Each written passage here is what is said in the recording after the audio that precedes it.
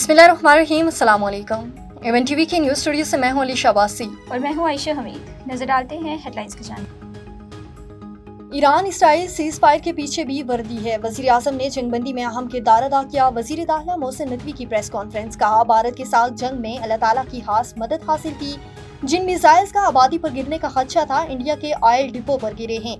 भारत ने हमारे air bases पर कई मिसाइल फायर किए, एक भी निशाने पर नहीं लगा। वजीर ममलिकत तलाल उलमाए कराम के मसाले किरदार के मुतारिफ।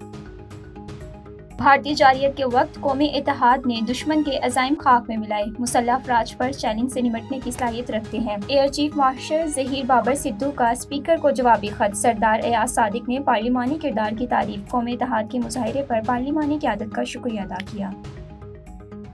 स्टॉक मार्केट चौथे रोज भी तारीखी बुलंदी पर। ट्रेंडिंग के दौरान 700 से ज्यादा पॉइंट्स का इजाफा। मार्केट 1,31,000 का संगे मेल उबूर कर गई।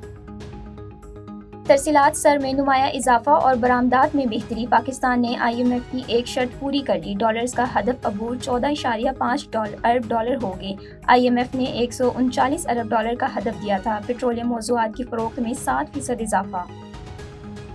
और वज़ीर आज़म आज 2 रोज़ा दौरे पर अज़रबैजान जाएंगे। इक़्तिसादी ताउन तंजीम के सिबराही इजलास में शिरकत करेंगे। अहम इलाकाई आलमी चैलेंजेस पर पाकिस्तान का नुक्ता नज़र पेश करेंगे। रुकन ममालिक की सरबराहान से 2 तरफा मुलाकातें भी शेड्यूल। एवन टीवी के न्यूज़ स्टूडियो से फलवा कितना है। मज़ीद किसी भी खबर से बाखबर रहने के लिए देखते रहिए एवन टीवी। A1 TV, सब पे नजर, अंदर की खबर।